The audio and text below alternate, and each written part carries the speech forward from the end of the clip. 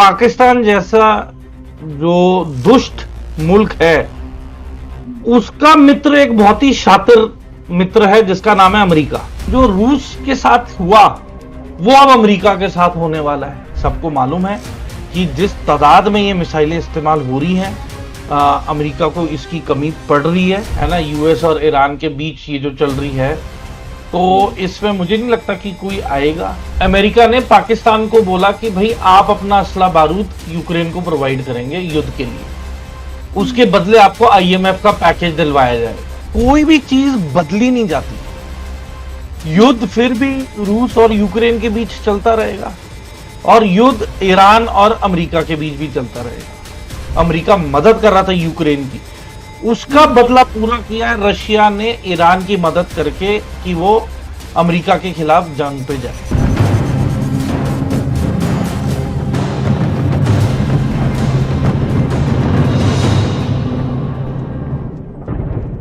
नमस्कार, रणक्षेत्र में आपका स्वागत है। मैं राव अवतार पांडे। अमेरिका और ईरान का युद्ध अब एक ऐसे मोड़ पर आ गया है जिसके बाद ये समझना बहुत मुश्किल हो रहा है कि क्या ये युद्ध सिर्फ अमेरिका और ईरान के बीच में ही है या इसकी लपटें और आगे बढ़ेंगी। दरअसल ईरान पर अमेरिका ने हमला करना अभी बंद कर दिया है, यानी उसको पॉज किया है, लेकिन कई फ्रंट अभी खुल गए हैं। हुथी सऊदी अरेबिया पर हमला कर रहे हैं, सऊदी अरेबिया हुथीस पे हमला कर रहा है। इन सब के बीच यूक्रेन ने भी ईरान के कॉमर्शियल वेसल पर हमला किया, जिसमें ईरान का दावा है कि उसके एक नाविक की मौत भी हुई है। अब यानी यूक्रेन भी इस युद्ध में शामिल हो गया है।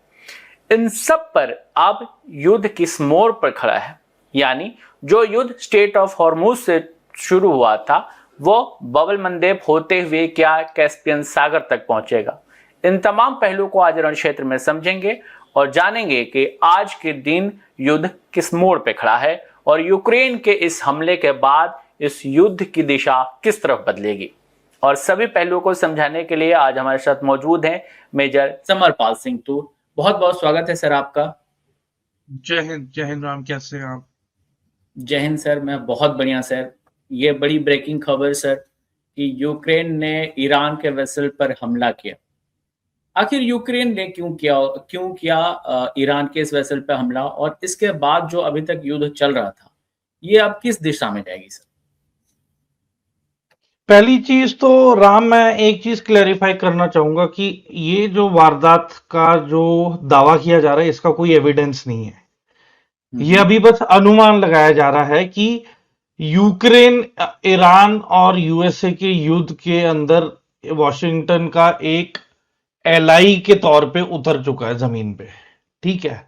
ओके। पर ग्राउंड रियलिटी अलग है कि यूक्रेन जैसा मुल्क क्या वो अपना खुद का युद्ध जो उसकी चरम सीमा पे है और रूस के साथ है जो लगातार चलता जा रहा है, तो वो वाली प्रॉब्लम अपनी सुलझाएगा या ईरान और अमेरिका के युद्ध के अंदर खुद को समेट लेगा।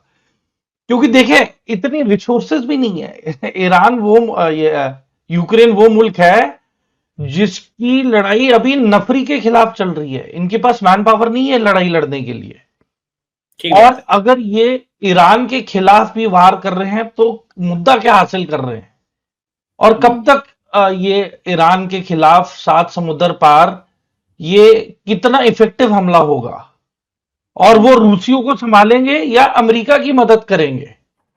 तो देखिए, बहुत सारे पहलू हैं और मैं तो एक चीज दावा के साथ कह सकता हूं कि ये जो कन्फ्रंटेशन है ना, यूएस और ईरान के बीच ये जो चल रही है, तो इसमें मुझे नहीं लगता कि कोई आएगा भी तो देखें, बैकडोर डिप्लोमेसी और चैनल से अलायंसेस मदद करते एक दूसरे की, कैसे लॉजिस्टिक्स, सैंक्शंस, इंटेलिजेंस शेयरिंग, है ना, मिलिट्री इंडस्ट्रियल कॉपरेशन। जैसे कि अमेरिका ने पाकिस्तान को बोला कि भाई आप अपना असला बारूद यूक्रेन को प्रोवाइड करेंगे युद्ध के लिए, उसके बदले आपको आईएमएफ का पैकेज दिलवाया जाएगा। तो ये इस टाइप की डिप्लोमेसी के जरिए यूक्रेन का युद्ध आगे बढ़ रहा है, ठीक है। तो ये हम अपने आंखों से होते हुए देख रहे हैं, ठीक है। बट अंत में मैं यही बोलूंगा कि ये जो भी परिस्थितियां हैं या आप यूक्रेन का नाम इसमें ला रहे हैं, कोई भी चीज बदली नहीं जाती। युद्ध फिर भी रूस और यूक्रेन के बीच चलता रहेगा, और युद्ध ईरान और अमेरिका के बीच भी चलता रहेगा। और ये दोनों युद्ध का एक सबसे बड़ा खिलाड़ी जो है, जो सबसे ज्यादा फायदा उठा रहा है इसका और इससे सीख भी रहा है, वो है चीन। तो चाइना भरपूर आप समझ ले, बैटल का पैटर्न भी समझ रहा है, रणनीति भी देख रहा है, वो परख भी रहा है, साइबर अटैक्स भी कर रहा है, वो स्पेस टेक्नोलॉजी का भी इस्तेमाल कर रहा है अपने ये रशिया, वेपन्स को भी नॉर्थ एक्सपोर्ट कर रहा है। कोरिया, हाँ नॉर्थ कोरिया और रूस, ये तीनों मिलके जिस तरीके से ईरान की मदद कर रहे हैं, तो मुझे नहीं लगता कि किसी और मुल्क को खुले में आगे आना चाहिए, क्योंकि अपने ऊपर कौन सरदर्द लेना चाहेगा। तो ये जो लड़ाई है, ये मॉस्को और तेहरान और कीव और वॉशिंगटन के आपस की लड़ाई है। ये एक दूसरे के खिलाफ भी जाएंगे। मतलब मैं समझ सकता हूं कि यूक्रेन अगर चला भी गया ईरान के डायरेक्ट खिलाफ, तो इसमें बदला क्या है? देयर इज नथिंग, कोई बदलाव नहीं हुआ है। क्योंकि आज की तारीख में भी यूक्रेन और अमेरिका दोनों इकट्ठे वार कर रहे हैं किस पे? एक रूस पे कर रहा है और ईरान कर रहा है यूएसए के ऊपर। तो यूएसए के खिलाफ जो बदला लेना था रूस ने, जिस तरीके से अमेरिका मदद कर रहा था यूक्रेन की, उसका बदला पूरा किया है रशिया ने ईरान की मदद करके कि वो अमेरिका के खिलाफ जंग पे जाए। और इसके बदले का जवाब कैसे दिया जाएगा? आज की तारीख में अमेरिका की स्पेशल फोर्सेस अपने आखिरी चरम में है क्यूबा को टेक ओवर करने के लिए, ताकि जैसे इन्होंने यूक्रेन को लालच दिया नेटो का, वैसे ही क्यूबा ने न्योता दिया है चीन को और रूस को कि वो अपनी technology, monitoring ships, naval devices, aircraft Cuba में ले आए। तो वही बात हो गई कि जो रूस के साथ हुआ वो अब अमेरिका के साथ होने वाला है, तो जिसकी वजह से अमेरिका पे बहुत प्रेशर बना। सर एक इसमें और इम्पोर्टेंट एस्पेक्ट है कि जब स्टेट ऑफ हॉर्मुज पे कमर्शियल वेसल पर ईरान ने हमले किए तो यूरोप के तमाम देशों ने उसकी निंदा की, लेकिन इसके साथ ही उन्होंने अमेरिका को अपने एयर स्पेस यूज करने नहीं दिया ईरान के खिलाफ। ठीक है, दो एस्पेक्ट आए। लेकिन अब जो ईरान का दावा है यूक्रेन के हमले को लेकर, अगर ये पूरी तरह सच होती है और यूक्रेन डायरेक्ट इन्वॉल्व होता है, तो यूरोपियन यूनियन के जो देश हैं, जो यूरोप के बाकी देश हैं, वो किस तरह का रुख रखेंगे? क्या वो भी डायरेक्ट इन्वॉल्व होंगे? मुझे नहीं लगता कि किसी भी देखें, ये जैसे पीएम मोदी ने कहा कि ये युद्ध का दौर नहीं है, और अगर कोई मुल्क भी इसके अंदर इन्वॉल्व होना चाहता है तो आप मुझे बताएं उस मुल्क का निजी फायदा क्या हो रहा है इस युद्ध में उतरने से?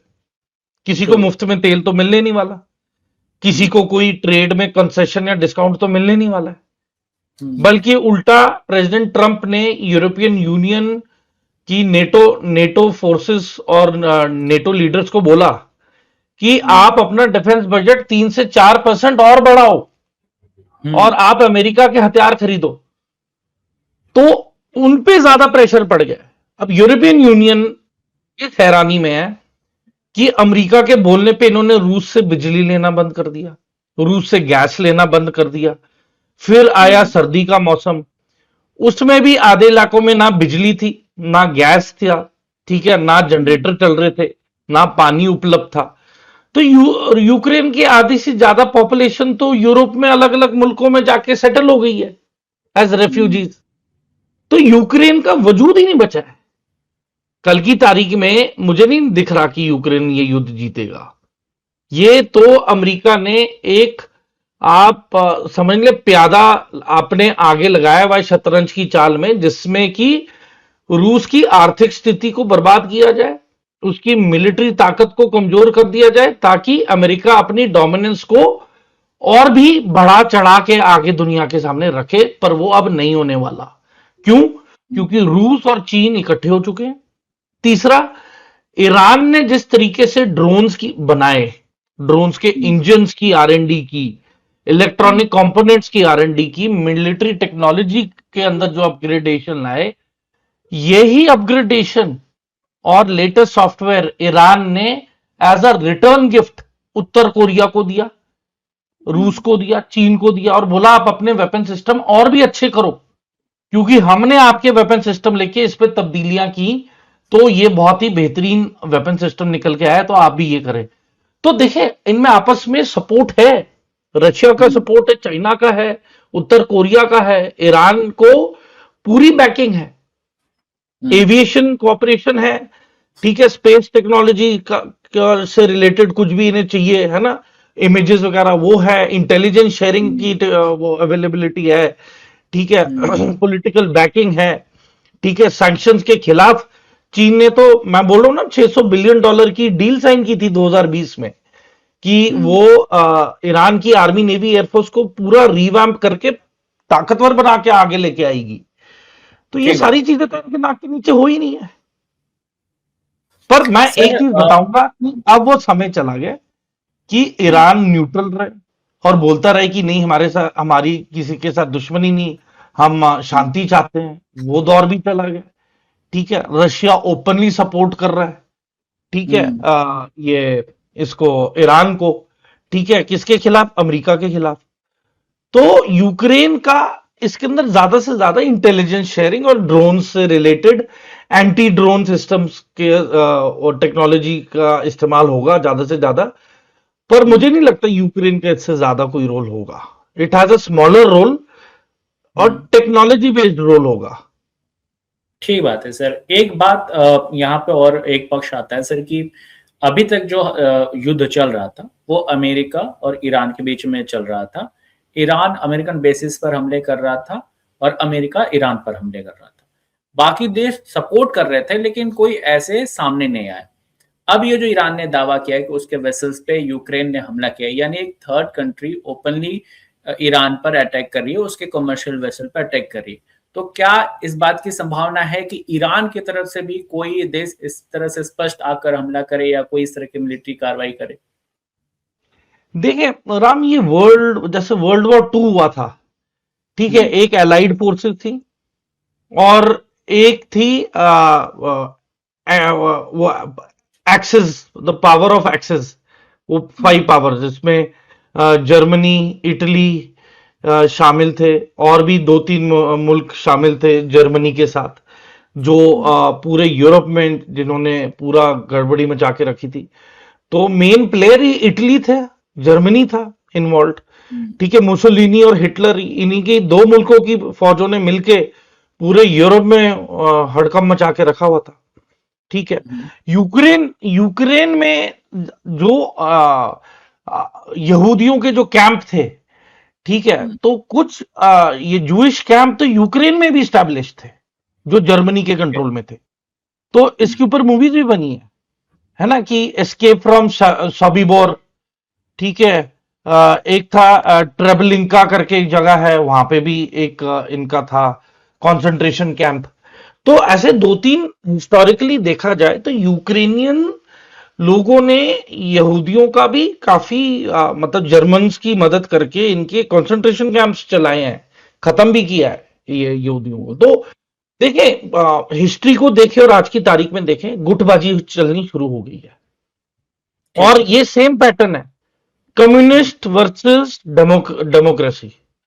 पर डेमोक्रेसी में क्या है कि सुपीरियोरिटी कॉम्प्लेक्स, अहंकार, ईगो, है ना, कि मैं ही सब कुछ हूं, सेंटर ऑफ पावर भी मैं ही हूं, है ना। तो जो पुराना जो अमेरिका का था ना, कि दूसरा विश्व युद्ध अमेरिका जीत गया था, वो माइंडसेट की वजह से काफी युद्ध, इन्होंने वियतनाम का युद्ध हार गए, ठीक है। बाद में आने वाले समय में डेजर्ट स्टॉर्म किया, उसमें भी इनकी जीत हुई, पर कितने साल लगे।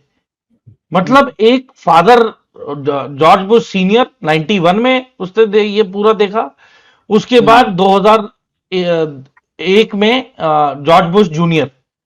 तो बाप और बेटे तो वैसे ही इन्वॉल्व थे ये बड़े वाले कॉन्फ्लिक्ट में, ठीक है। तो बहुत ज्यादा फिर ये हुआ, फिर अफगानिस्तान हुआ। ठीक है, हम्म। अफगानिस्तान से यूएसएसआर को निकाला इन्होंने, रशिया को, पाकिस्तान हम्म। के साथ मिलके। फिर इस कॉन्फ्लिक्ट के बाद फिर ये इन्वॉल्व हो गए, क्या कहते हैं, अफगानिस्तान की लड़ाई में, है ना, 9/11 के चक्कर में। तो इराक हो गया, अफगानिस्तान हो गया, वियतनाम हो गया, इतनी सारी जंगें लड़े हैं। तो इसमें कोई पुख्ता रिजल्ट नहीं आया कि हम्म। टिपिकल वन साइडेड, कि हाँ जीत इसी की हुई है, नहीं। तो ये अमेरिका गेम समझ गया है, और ईरान के हम्म। खिलाफ भी उसे पता है कि ये नेक्स्ट टू इम्पॉसिबल होगा। पर हम्म। इन्हें गल्फ कोऑपरेशन कंट्रीज का, हम्म। इनको मदद लेनी पड़ेगी अगर ये ग्राउंड ऑफेंसिव पे जा रहे हैं। पर अमेरिका से कुछ भी अकेले से नहीं होने वाला है, ये ठीक बात। बात लिखित में तय है कि अकेला हम्म। अमेरिका ये युद्ध हार जाएगा, वो सीज फायर मांग लेगा और पीछे हट जाएगा। पर अगर हम्म। जीतना है तो ये लड़ाई लंबी चलेगी, और गल्फ की कंट्रीज को इसमें इन्वॉल्व होना ही पड़ेगा किसी भी हालत में। ठीक बात है। सर, अमेरिका ने अभी ईरान पर हमलों को पॉज किया है। इस दौरान दो खबरें आई। एक, मेरा सबसे पहला सवाल आपसे ये होगा कि आखिर अमेरिका ने ये क्यों किया? दूसरा एस्पेक्ट ये आ रहा है कि कुछ खबरें छपी हैं कि अमेरिका के पास एम्यूनेशन, जो की एम्यूनेशंस थे, वो खत्म हो गए हैं, इस वजह से पॉज लगा है। हालांकि डोनाल्ड ट्रंप ने इसको खारिज किया। उन्होंने कहा कि हमारे पास बहुत है और इतना है कि हमारी जरूरत से ज्यादा है। तो अभी ये जो पॉज हुआ है, क्या अमेरिका टाइम बाइंग कर रहा है, या सच में एम्यूनेशन लेवल पर कोई चैलेंज आया है जिसकी वजह से ये पॉज लगा है? देखिए, पहली चीज तो जायज सी बात है कि जो पेट्रियट मिसाइल्स हैं, हम्म। वो करोड़ों डॉलर्स की कीमत की अभी काफी इस्तेमाल हो चुकी है, जो इनकी एंटी एयर डिफेंस है। और ये एंटी एयर डिफेंस कब तक चलेंगी? और मतलब ये एयर डिफेंस सिस्टम है, ये लॉन्ग रेंज प्रिसीजन वेपन है, आर्टिलरी का एमुनिशन इन्वॉल्व होता है, इंटेलिजेंस चाहिए, फाइनेंशियल रिक्वायरमेंट होती है। तो ये पूरा जो इकोसिस्टम है, ये जो लड़ाई लंबी चली है।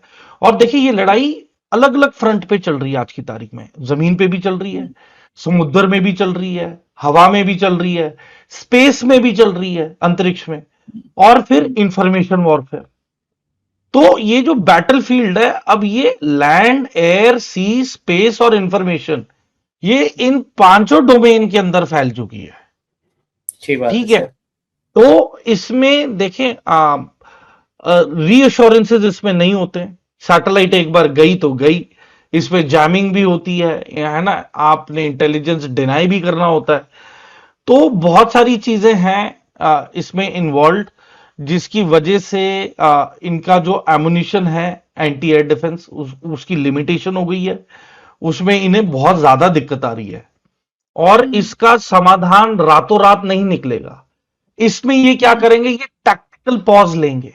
जैसे कि दोबारा नेगोशिएशंस का एक दौर शुरू होगा, उसमें हम्म। दोबारा ये 3-4 महीने तक अपना समय खींचेंगे, और उसके बाद ये दोबारा हमला करेंगे।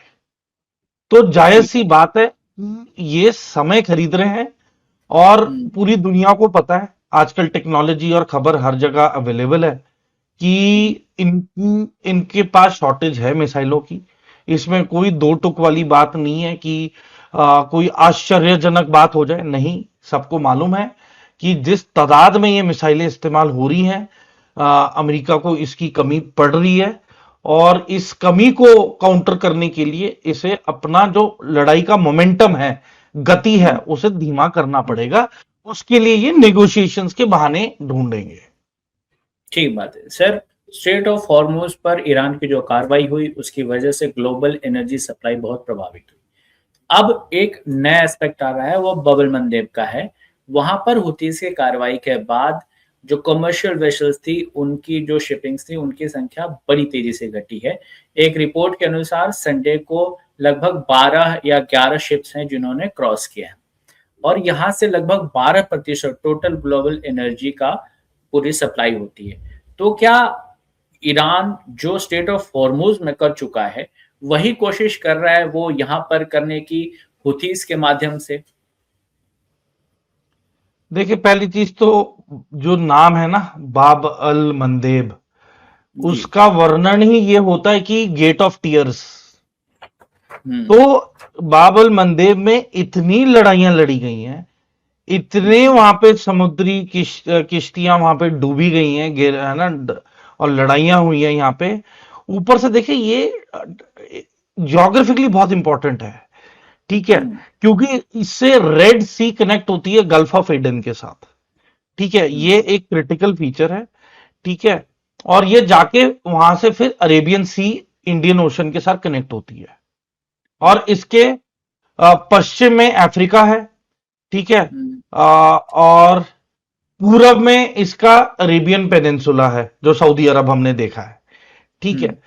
तो it is a critical area, no doubt, जो कि पूरा यूरोप और एशिया को कनेक्ट करता है इस मैरिटाइम कॉरिडोर के जरिए, ठीक है। हम्म। और इसमें ग्लोबल ट्रेड बहुत ही क्रिटिकल है, 22% ऑफ द वर्ल्ड इकोनॉमी यहां से जाती है, ठीक है। हम्म। आ, यहां से फैक्ट्री के रॉ मटेरियल्स जाते हैं, जापान से लेके भारत और इंडोनेशिया, मलेशिया, इनका काफी ऑयल यहां से डिपेंडेंट है, रॉ मटेरियल डिपेंडेंट है, ठीक है। हम्म। और मार्केट मसल होता है एक मुल्क का, जितनी तकड़ी मार्केट होगी, उतनी हम्म। क्षमता होगी उस मुल्क को अपनी लड़ाई लड़ने की, ठीक है। तो ठीक बात। अगर एक ये हिस्सा बंद हो जाता है, बाबल मंदेब, हम्म। तो फिर इकोनॉमी पे दोबारा प्रेशर पड़ेगा, हम्म। ठीक है। तो उसके अंदर क्या होगा, कंटेनर शिप्स आपकी नहीं आएंगी जाएंगी, ठीक है। हम्म। रिफाइंड पेट्रोलियम प्रोडक्ट की दोबारा इधर रोक लग जाएगी, क्रूड ऑयल की हम्म। पे भी पाबंदी लग जाएगी, लिक्विड नेचुरल गैस यहां से जाती है, उस पे रोक लग हम्म। जाएगी। फिर मैन्युफैक्चर्ड गुड्स, वो हो गया, एग्रीकल्चरल प्रोडक्ट्स, ड्राई फ्रूट्स जो इंडस्ट्री है, ऑयल्स हम्म। जो निकलते हैं इसमें से, कोल्ड प्रेस्ड ऑयल्स वगैरह, तो इन सब पे रोक लग जाएगी। तो एंड ऑफ द डे देखें, यहां पे कीमतें बढ़ेंगी, खाने से हम्म। लेके इंडस्ट्रियल रॉ मटेरियल सब महंगा होने वाला है, ठीक है। ठीक तो बात है। इसलिए ये है कि it is a very big challenge. और यहाँ पे सबसे मेन एडवांटेज है, यहाँ पे खर्चा कम होता है क्योंकि रास्ता छोटा पड़ जाता है, ठीक है, हम्म। यूरोप से आने के लिए। और अगर ये रास्ता बंद हो गया, तो सारी की सारी टाइमलाइन डिसरप्ट हो जाएगी। जहां पे 2 या 3 महीने लगते हैं, वहां पे 6-7 महीने लगेंगे। फ्यूल हम्म। कंजम्पशन जहां पे इतने हजारों या लाखों लीटर लग रहे थे, वहां उसकी कंजम्पशन दुगनी हो जाएगी, ठीक है। हम्म। फिर क्रू ज्यादा दिन एट सी रहेंगे। अब सी में भी, सी अगर अनस्टेबल हुई या वेदर खराब हुआ, तो एक्सीडेंट के ज्यादा चांसेस हैं, ठीक है। इंश्योरेंस के प्रीमियम बढ़ जाएंगे, फ्रेट फ्रेट रेट के चार्जेस बढ़ जाएंगे, ठीक है। हम्म। अल्टीमेटली ये पूरा बोझ जो है, एंड ऑफ द डे वो आपके ऊपर, ग्लोबल इकोनॉमी पर उसका असर पड़ेगा और हाँ दुनिया बिल्कुल, भर की आपके जो ऊपर और शिप्स मेरे ट्रेडिंग। ऊपर आएगा। तो जो ठीक बात। आइटम मैं आज की तारीख में 50 रुपए में ले रहा हूं, वो मुझे हम्म। फिर 80 रुपए में खरीदना पड़ेगा। ट्रू। तो इट सही विल बात हैव है। Impact on all of us. ठीक बात है सर। सर अभी जो ये अमेरिका और ईरान के बीच में लंबा युद्ध चला है, इसमें अभी 3 चीजें हैं। एक, अमेरिका ने हमला रोक दिया, लेकिन हुथीज सऊदी अरेबिया पे हमला कर रहे हैं और सऊदी अरेबिया हुथीज पे हमला कर रहा है। अब यूक्रेन वाला नया एक और फ्रंट खुल गया है। ये जो अलग-अलग फ्रंट खुल गए हैं इस युद्ध में, आज के डेट में आपको ये युद्ध किस दिशा की ओर जाती हुई दिख रही है? और दूसरी सवाल सर ये इसी के साथ में जोड़ना चाहूँगा कि वो पीस टॉक जिसको लेकर पाकिस्तान हमेशा छाती पीटता रहता है, वो उसकी संभावना कितनी है? शांति होने की कितनी संभावना है? देखिए, मैं एक चीज बोलूंगा कि पाकिस्तान जैसा जो दुष्ट मुल्क है, हुँ। उसका मित्र एक बहुत ही शातिर मित्र है, जिसका नाम है अमेरिका। वो भी किसी का सका नहीं है।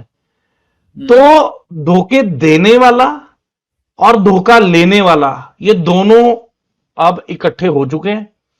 हुँ। और पाकिस्तान ने अपनी न्यूक्लियर वेपन्स की जो गारंटी है, उसकी दुकान खोल ली है। मिडिल ईस्ट में सभी मुल्कों को अब पाकिस्तान गारंटियां बांट रहा है कि आप पे फ़ौज भी कोई भेज हमला रहा है नहीं सर। होएगा, हमारा परमाणु हुँ। बम आपके लिए हाजिर है, आप हमें किराए के लिए परमाणु बम का किराया पर मंथ प्रोटेक्शन के लिए इतने लाखों डॉलर लगेंगे, और वो तैयार है। जितने भी गल्फ कंट्री में कह रहे ठीक है, पर अगर चूंकि अंत में पाकिस्तान तो मुलाजिम बन गया ना इन मुल्कों का, तो ठीक जब बात। ये मुल्क मालिक बन के इसे बोलेंगे तोता उड़ मैना उड़, तो इसे हुक्म मानना पड़ेगा। तो बेसिकली पाकिस्तान एक गुलामी की ओर जा रहा है, मतलब घसीटता हुआ जा रहा है। और जो अंदरूनी हालात है पाकिस्तान के, वो इतना गंदा बैकफायर करेंगे कि ये जितनी भी एश्योरेंसेस और nuclear umbrella, mutual defence pact, इसके कोई मायने नहीं रखेंगे जब कोई अपने ही घर में पिट जाए और वो नष्ट नाबूद हो जाए अपने घर के अंदर ही बैठे बिठाए। तो मुझे नहीं लगता कि इनके पल्ले कुछ है। ये बातें ही बातें, जैसे ईरान और अमेरिका की टॉक्स फेल हुई और ये दावा ठोक रहे थे छाती पीट के कि इन्होंने शांति वार्ता करवा दी, तो जैसे ये पहले गलत प्रूव हुए, अब भी ये गलत प्रूव होंगे और पाकिस्तान की इकोनॉमी खत्म होने के कगार पे है। और जब इनकी इकोनॉमी क्रैश करेगी तब सिविल वॉर यहां पे लगेगा।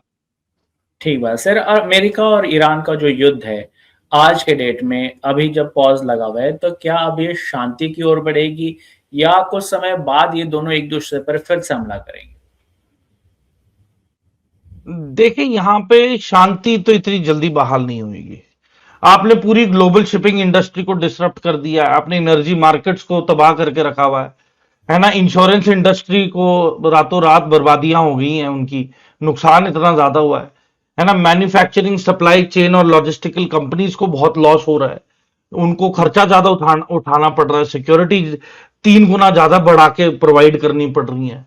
और अंत में क्या है, कंज्यूमर प्राइसेस, कीमत, जो कीमतें इतनी ज्यादा बढ़ गई हैं, तो हम जो यूजर हैं एंड में, है ना, सप्लाई चेन की एंड में लास्ट माइल हम ही हैं, क्लाइंट, तो हमारे लिए तो कोई राहत नहीं है। कोई भी चीज सस्ती नहीं होने वाली, कोई भी चीज ऐसे इजीली अवेलेबल और अफोर्डेबल नहीं हो पाएगी, और आम आदमी पे ये गाज गिरेगी। और जब आम आदमी पे गाज गिरती है, खासकर जब उसको अपने फैमिली का रख रखाव और पेट पूजा के लिए देखना पड़ता है, तब ये सड़कों पे उतरेंगे और मारकाट पे आएंगे। सिमिलर पैटर्न जैसे ईरान के साथ इतने सालों में सैंक्शंस लगने के बाद आवाम का बुरा हाल हो गया था, और जिसकी वजह से आवाम बहुत भड़क गई और वेस्ट ने काफी कोशिश की ये जो मूवमेंट थी चलाने की, पर वो फेल हो गई। वैसे ही पाकिस्तान की मिलिट्री जो है वो हावी होगी अपनी पब्लिक के ऊपर जो है, और जिस तरीके से इन्होंने मुरीदके में तरीके लबैक पाकिस्तान के सपोर्टर को मारा, खैबर पख्तूनवा में निहत्तों को मारा, और जिस तरीके से पाकिस्तान ऑक्यूपाइड गिलगिट बाल्टिस्तान में वहां की आवाम के लोगों को मार रहे हैं आज की तारीख में, नौजवानों को, जिसका आंकड़ा 100 से भी ऊपर जा चुका है। तो यही होता है, ऐसी रिजीम्स रातों रात गिरेंगी, बर्बाद होंगी, एक नया लीडर उभर के आएगा, पर इसकी कीमत बहुत ही भारी होगी, वो होगी जिंदगी देने के बराबर। तो डिपेंड करता है कि पाकिस्तान में हालात कब तक कंट्रोल में रहेंगे, और आउट ऑफ कंट्रोल जाने के लिए मुझे लगता है कि ज्यादा देर नहीं रही। कभी भी, मैं बता रहा हूं, अगस्त अंत तक कुछ ना कुछ बड़ा होगा पाकिस्तान में, चाहे वो आसिफ मुनीर के ऊपर हमले की साजिश होगी आईएसआई के जरिए, या फिर आईएसआई की प्रॉक्सी जो आतंकी गुट है जो अफगानिस्तान में है उनके जरिए, पर कुछ ना कुछ तो बहुत बड़ा होगा, जिसकी वजह से पाकिस्तान की किए कराई डिप्लोमेसी और अमेरिका के साथ नजदीकियों की कीमत पाकिस्तान को चुकानी पड़ेगी, क्योंकि चाइना इसके भी खिलाफ है कि पाकिस्तान की नजदीकी अमेरिका के साथ चीन को चुभ रही है। ठीक बात। तो अभी पिक्चर बाकी है।